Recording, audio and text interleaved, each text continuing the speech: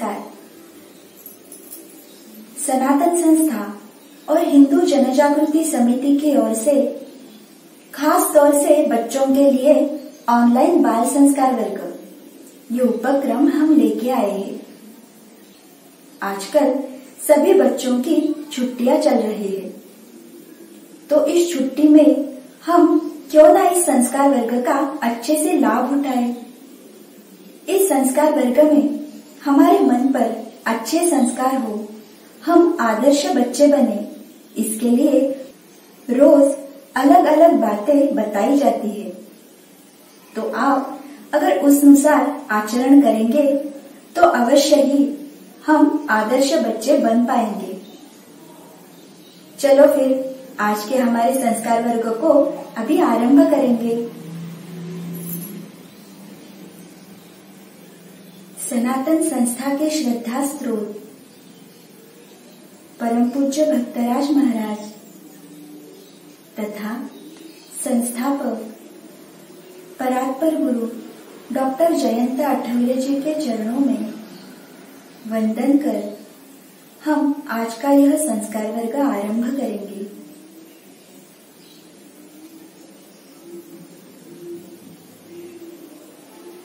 अभी हम श्री गणेश जी के चरणों में प्रार्थना करेंगे। सभी बच्चों ने अपने हाथ जोड़े हैं ना, और आंखें बंद करके श्री गणेश जी का रूप अपने मन में हम लाएंगे और पूरी एकाग्रता से ये प्रार्थना हम कहेंगे। हे श्री गणेश जी, आपकी ही कृपा से इस संस्कार वर्ग में सहभागी होने का अवसर हमें मिला है। हम आपकी शरण में आए हैं। हे श्री गणराया, आज के इस वर्ग में जो भी सूत्र आप बताने वाले हो वो सारे हमें समझ में आने दो, और उसके अनुसार कृति करने के लिए आप ही हमें बुद्धि, शक्ति, भक्ति एवं क्षमता दीजिए। ऐसी आपके चरणों में शरणागत भाव से प्रार्थना है। अभी हम श्री गणेश जी का श्लोक एकत्रित कहेंगे। वक्रतुंड महाकाय सूर्यकोटि समप्रभ निर्विघ्नं कुरु मे देव सर्वकार्येषु सर्वदा। इस श्लोक का अर्थ है, गलत मार्ग पर चलने वाले दुर्जनों का विनाश करने वाले सर्वशक्तिमान, कोटि सूर्यों का तेज धारण करने वाले हे श्री गणेश जी, आपकी कृपा से मेरे सर्व कार्य बिना किसी बाधा के सफल हो, ऐसी आपके चरणों में प्रार्थना है। चलो अब हम आगे की ओर जाते हैं। आप सभी बच्चे हर दिन बहुत ही अच्छे अच्छे अनुभव हमें कमेंट बॉक्स में डाल के भेज रहे हो। वे सभी हमें प्राप्त भी हो रहे हैं। ये सारे अनुभव और हमें जो भी सीखने को मिल रहा है ना, ये केवल और केवल भगवान के कृपा से ही हो रहा है। तो आज भी हम ऐसे कुछ बच्चों के अनुभव अब पढ़ेंगे। सभी बच्चे इसे भी ध्यान से सुनना। इस संस्कार वर्ग के कारण बहुत से बच्चों ने ऐसे भी लिखा है कि उन्हें बहुत सीखने को मिल रहा है, उनके मन पर अच्छे संस्कार हो रहे हैं। ऐसे ही हमें पहला जो अनुभव या फिर प्रतिक्रिया लिखी है उसका नाम है वेद हलनरकर। वो लिखता है कि वो अपनी माँ को घर के काम में मदद करता है, जैसे कपड़े धोना। वो प्रतिदिन नोटबुक में 10 पन्ने नामजप भी लिखता है। कितनी अच्छी बात है ये। सभी बच्चे इसका अनुकरण भी कर सकते हैं और नामजप लिखने का प्रयास भी कर सकते हैं। उसके बाद प्रणव तागड़े ने लिखा है कि उसको नाम जप करना बहुत अच्छा लगता है। उसने अपने मित्रों को भी बाल संस्कार वर्ग में जुड़ने के लिए बताया है और वे भी इस संस्कार वर्ग से जुड़ गए हैं। गायत्री पावस्कर ने लिखा है कि वो प्रतिदिन बाल संस्कार वर्ग देखती है और नाम जप भी करती है। अभी वो मारुति स्तोत्र कंठस्थ कर रही है तथा प्रतिदिन रामायण भी देखती है। अनुजा गायकवाड़ ने लिखा है कि नाम जप करते समय उसको सुनहरा रंग दिखा और श्री गणेश जी के दर्शन भी हुए। इसके बाद की जो प्रतिक्रिया है वो है श्रीनिधि मुंदड़ा। उसने लिखा है कि उसे नामस्मरण करने से बहुत अच्छा लगता है। वो प्रतिदिन राम रक्षा स्तोत्र तथा हनुमान चालीसा पढ़ती है तथा प्रतिदिन सुबह सूर्य नमस्कार भी करती है।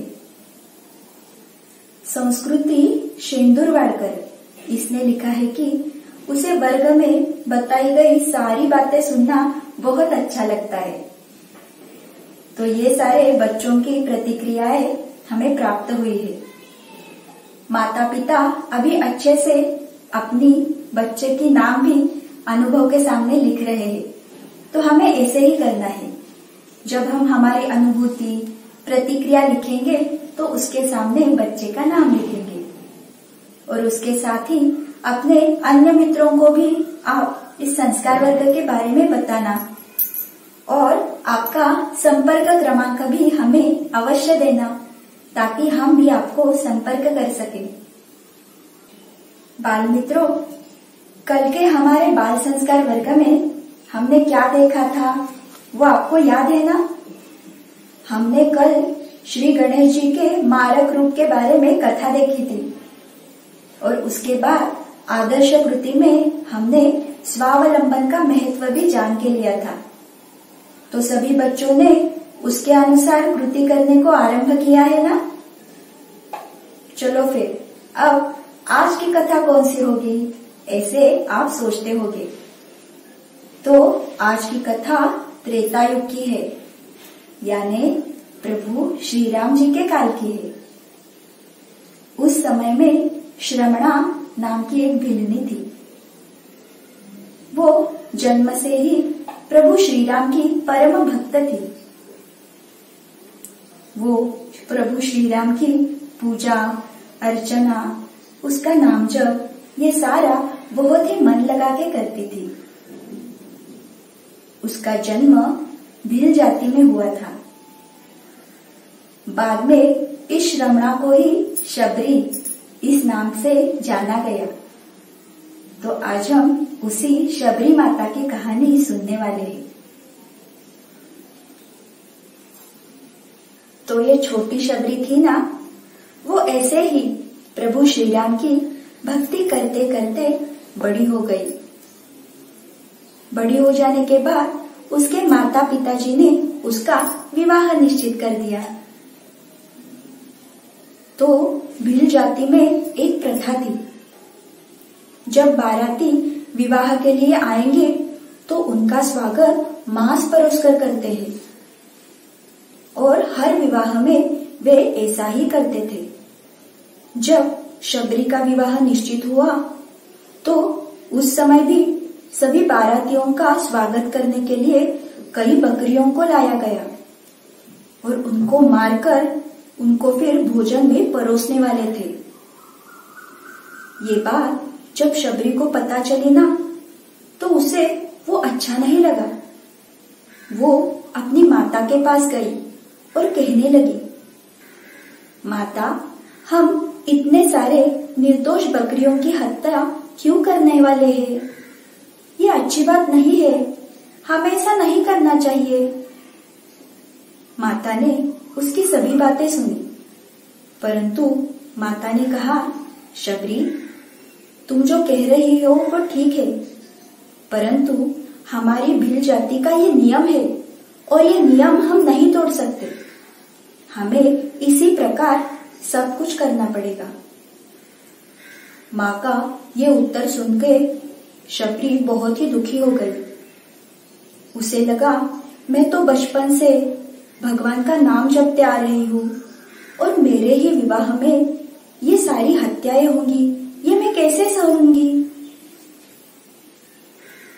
फिर उसने निश्चय किया, किसी न किसी प्रकार मुझे ये रोकना ही होगा। फिर उसने क्या सोचा पता है? उसने सोचा कि मैं एक काम करती हूँ, मैं घर से ही कहीं तो दूर चली जाती हूँ, उसके कारण मेरा विवाह नहीं होगा, और विवाह नहीं होगा तो इन सारे मासूम बकरियों के प्राण भी बच जाएंगे। ऐसे करने का उसने निश्चय किया। बाद में रात हो गई और रात में किसी को कुछ बताए बिना चुपचाप शबरी घर से निकल पड़ी और जंगल के ओर गई। धीरे धीरे वो जंगल में बहुत आगे गई। रात को कोई तो जगह आश्रय के लिए वो ढूंढ रही थी। चलते चलते अचानक से उसे मतंग ऋषि का आश्रम दिखा। वो आश्रम देख वो मन ही मन बहुत प्रसन्न हुई। शबरी उस आश्रम में गई। उसने मतंग ऋषि को प्रार्थना की। शबरी के आग्रह के कारण फिर मतंग ऋषि ने उसे अपने आश्रम में आश्रय दिया। शबरी मतंग ऋषि के आश्रम में आनंद से रहने लगी। वहां पे वो पूरा मन लगाकर सेवा करती थी। उसका ये सेवा भाव, उसका आचरण, व्यवहार, कुशलता, ये सब देखकर पूरे आश्रमवासी उसके ऊपर बहुत ही खुश थे। वो आश्रम में सबकी लाडली बन गई थी। मतंग ऋषि को भी ये सब ध्यान में आ रहा था। शबरी का सेवा भाव देखकर उन्होंने उसे शिष्य बना दिया। उन्होंने उसे बहुत सारा ज्ञान भी दिया। शबरी मतंग ऋषि की सेवा भी बहुत मनोभाव से करती थी। उसके कारण मतंग ऋषि शबरी पर बहुत प्रसन्न थे। ऐसे ही कुछ समय गया और फिर कुछ दिनों बाद मतंग ऋषि ने अपने प्राणों का त्याग किया, अर्थात उनकी मृत्यु हो गई। जब उनका अंतकाल समीप आया था तब वहां पे शबरी भी उनके पास थी। उनके अंतकाल में वे शबरी से बोले, शबरी, प्रभु श्री राम की भक्ति करते रहना, उनकी प्रतीक्षा करना। एक दिन प्रभु श्री राम स्वयं इस कुटिया में आएंगे। तुम उनका नाम जप, उनकी भक्ति नहीं छोड़ना। वो एक दिन अवश्य आएंगे। तुम सिर्फ उनकी प्रतीक्षा करते रहना। ऐसे मतंग ऋषि ने बोला और फिर उन्होंने अपने प्राण छोड़े। शबरी गुरु भक्त थी। अपने गुरु ने जो बताया है कि प्रभु श्री राम अवश्य आएंगे, वो तुम्हारा उद्धार करेंगे, ये बात उसके मन में थी। इसके कारण वो प्रतिदिन प्रभु श्री राम की राह देखती थी। ऐसे बहुत सा समय बीता। उसका दिनक्रम क्या था पता है?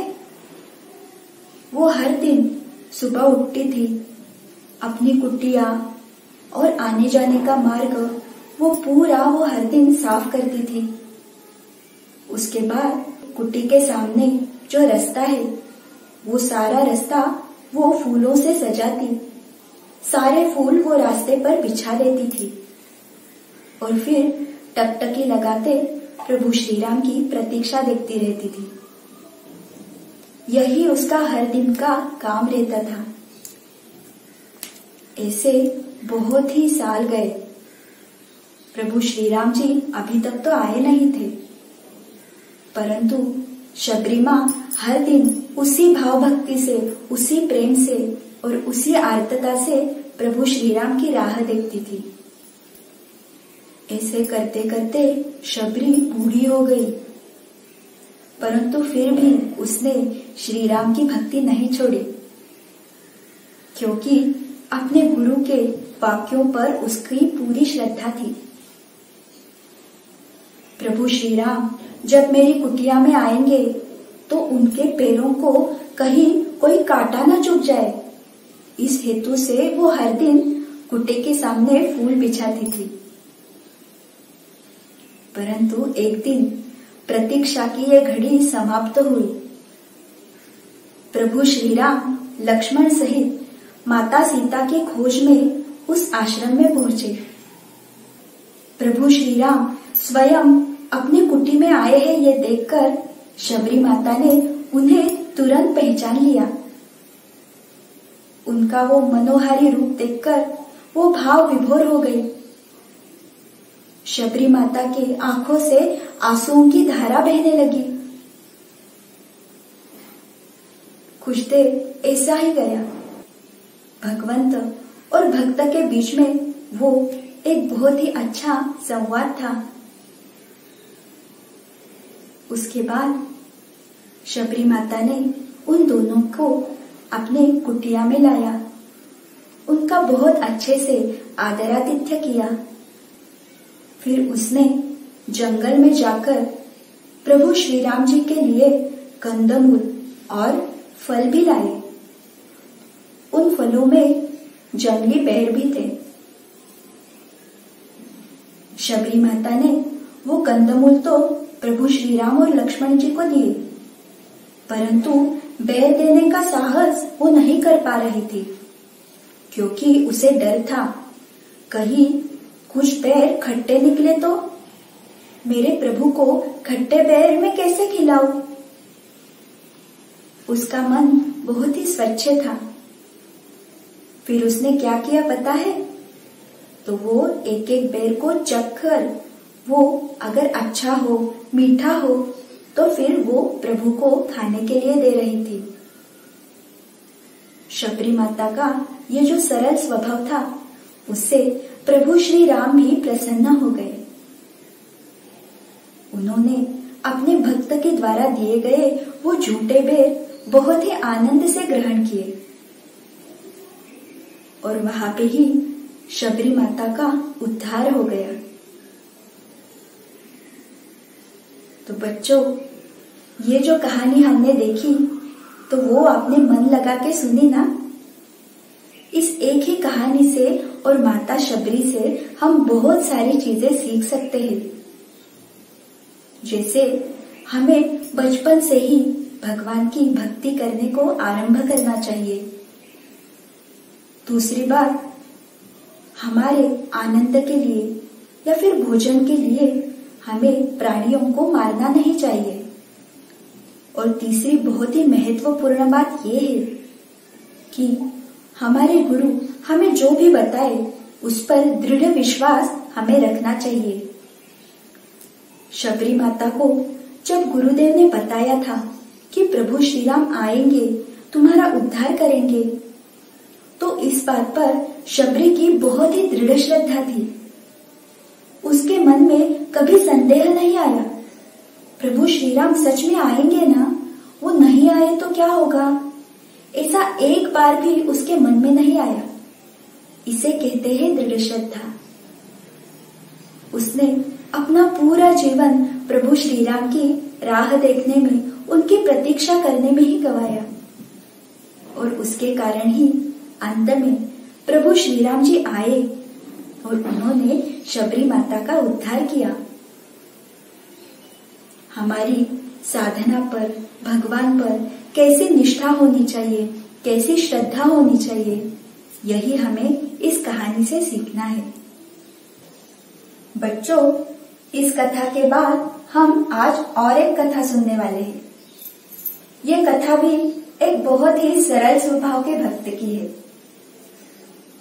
ये पुराने समय की बात है। धर्मदास जी नाम के एक महंत थे और उनका एक शिष्य था। उसका नाम था गरीबदास।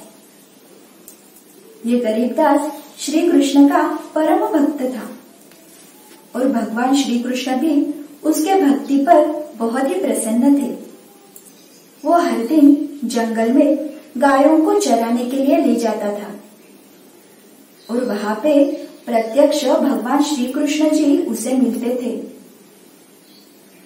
भगवान श्री कृष्ण गरीबदास के साथ भोजन भी करते थे। गरीबदास हर दिन उसका आधा भोजन भगवान को देते थे। एक दिन ऐसे ही वो भोजन करते थे।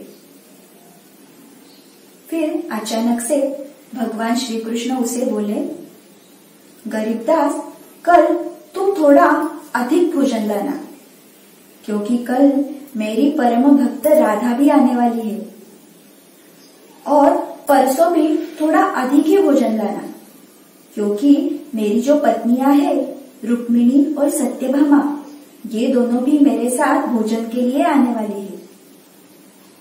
गरीबदास बोले, ठीक है।